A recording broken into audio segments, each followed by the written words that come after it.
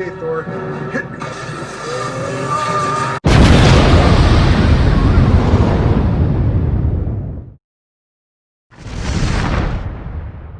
Hey all you action figure enthusiasts out there, JC here, and I'm back in the review studio finally. And for today, I'm taking a look at the brand new import figure from ZDToys of the Avengers Endgame Iron Man Mark 85 figure. So this figure, it is an officially licensed product from Marvel. Again, it is an import figure, more on par with a Marvel Legend than say like an SH Figure Arts or Mafex type figure. It comes packaged in a window box. You've got that white type packaging for the Avengers Endgame, and you've got Iron Man, an image of Iron Man off to the corner. The figure is clearly displayed. Down below, you've got the Avengers Endgame movie logo and the Avengers logo. And then on the sides of the packaging, you can just have the Avengers Endgame logo, and it's the same on both sides. And then on the back of the packaging, you've got images of many of the characters that were in Avengers Endgame. All right, let's get this open and take a look at what's inside. Okay, so here's a look at the figure outside the packaging along with the other contents. So first thing we get with this figure is a flight stand. So you get a clear plastic base with the Avengers Endgame logo on it.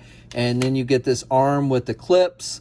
And you've got basically articulation here, here, and here. And you do have screws so you can tighten or loosen those joints. And then this piece actually detaches, so you've got the rotation, your typical type flight stand.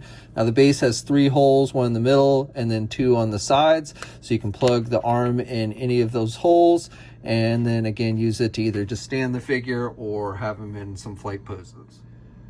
The figure comes with 3 different pairs of hands. So you get a pair of closed-fisted hands, and then you get 2 different sets of open hands.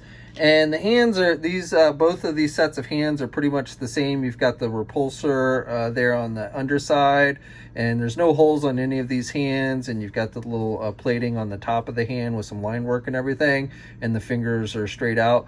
But it's where the hole where the hands actually plug into the figure that's a little bit different. So you have this one that's on the back of the hand. And then with this one, this set of hands, the hole is more on top of the hand for putting him so you can kind of do the hands more up so it looks like he's actually shooting his repulsor blasts. And switching out the hands is easy. You just pop them off. They attach with ball joints, and then you just plug in the hand you want to replace it with. And we'll go with this one where it's more on the top. So you can see again, so with that one, you know, he has the hands so it's more up. You can't do the hands. I mean, you have some back and forth movement, but you can't get the hands all the way back unless you use the ones with the holes on the top of the hand. Okay, and then finally we get that lightning converter attachment we see at the end of Avengers Endgame, where Thor shoots his lightning from his hammer into Iron Man's back, and then this thing channels it through the armor and allows him to use his repulsors to fire it forward. You've got the detailing. There's no holes or anything on these cannon pieces, so that you can't attach any kind of, you know, effect pieces or anything to these. And you've just got the metallic red, silver, and gold. And then the way this works is you've got these 3 pegs here, and then you've got this piece. They've given you this piece. So if you don't want to have the attachment on the figure, but you don't want to have holes on the back of your figure as well, you can plug in this little plastic piece, which is nice. And to remove that, you just have to use your fingernails and just kind of pull it out.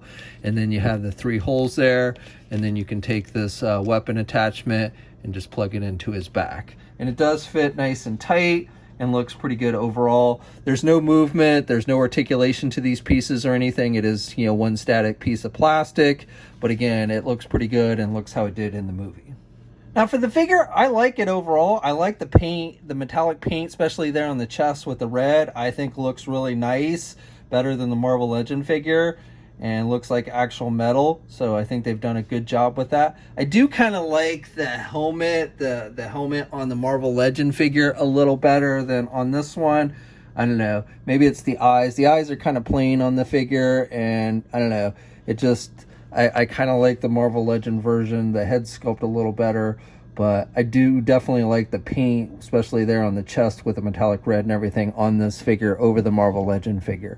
And you've got that gold and then that kind of dark metallic silver throughout, which all looks pretty good. But I just love how that red shines in the light.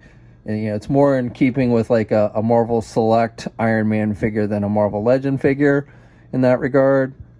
And you got the nice line work and everything sculpted. And there in the back as well. You know, just really picks up the light and looks like he's wearing an actual suit of armor. Really doesn't look like plastic at all. Even down the legs with the gold.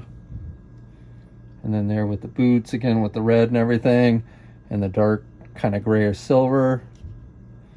So definitely strong paint applications on this figure, better than Marvel Legends, and definitely more in keeping with like a Marvel Select figure. And even here with the arc reactor, or, you know, where he keeps his nanotech stored, I like the little detailing with the line work and everything, and it's you know, white with kind of a bluish tint to it, so it picks up the light nicely. And, you know, again, I like that a little bit better with the detailing than the Hasbro Marvel Legend version.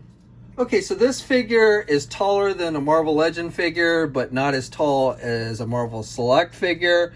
And this one comes in almost at 7 inches exactly. And here's a comparison with Hasbro's Marvel Legends 6-inch Iron Man Mark 85 figure. Here's a comparison of the Hasbro Marvel Legend Endgame Iron Patriot figure, as well as the Marvel Legend Rescue figure. Now here's a comparison with the SH Figure Arts Iron Man Mark 50 with a similar back attachment, and definitely this ZDToy figure is much taller than the Figure Arts one. Now Diamond Select Toys hasn't released their Marvel Select Iron Man Mark 85 yet, but here is a comparison with the Diamond Select Toys Mark 50 Iron Man figure, and you can see the Marvel Select figure is just a bit taller than the ZDToy version. And then here's a look at the Marvel Legend, the ZDToy, and the Marvel Select versions. And you can see it goes Marvel Legends, ZDToys, and then the tallest is the Marvel Select. And then finally, the only other ZDToy Avengers Endgame figure that I currently have is the Hulk figure in the jumpsuit. So here's a comparison of that one, and Hulk is taller. Now for articulation, you can turn the head to the left and to the right, and he really can't look down very much, and he can only look back about that much. So you don't get a whole lot of back and forth movement on the head, unfortunately, and so it's not very good for flight poses. You can get the arm out. These shoulder pads are articulated. They're hard plastic, but you know, they do have some articulation, so you can get the arm out. However, you cannot rotate the arms all the way around. You know, these shoulder pads do limit that movement. You get a bicep swivel, so you've got rotation there. You've got a double hinged elbow, so good bending there at the elbow. You've got rotation with the hands, and then they're on those ball joints. So you've got up or down movement or side to side movement with that. And then you do have a midsection joint, so he can kind of pivot around there at the midsection, but he really doesn't have much in the way of any kind of ab crunch, and he really can't look back very much, and you can't rotate there. So really you just kind of get some pivot movement there and a little bit of back and forth. You do not have a waist swivel with the legs. He can do the splits good. You can pull the legs down and out from the sockets with these, so you can get the leg forward about that much, and then you can do the leg back pretty good there.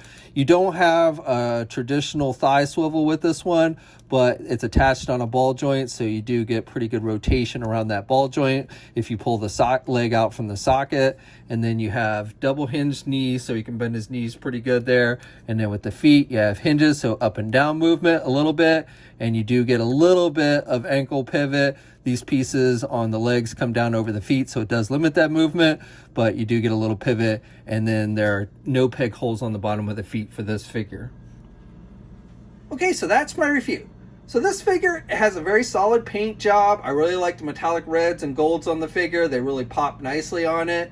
I do kind of like the helmet a little bit better on the Hasbro Marvel Legend version. I think it's because of the eyes on this one. The white on them don't really pop out very much. There's no black outline on them, so the eyes just kind of end up blending in with the gold on the helmet. But otherwise, I think it is a solid looking figure. I like the back attachment they included with this one. You know, that's not something we got with the Hasbro Marvel Legend version, and that's probably the biggest reason why I picked this one up. Now, this figure is an import figure, so for those of you in the US, you'll probably have to resort to eBay. They're not super expensive. They are more in keeping with a Marvel Legend figure, but again, they are import figures. Now, we'll have a full image gallery up at marvelousnews.com. There'll be a link in the video description below. As always, leave a comment. Let me know what you think. Like the video. Follow me here if you haven't already. And until next time, guys, I'll catch you later.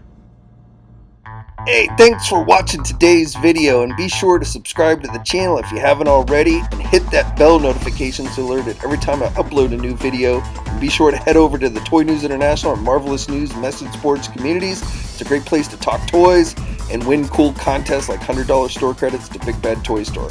And remember, action figures are great.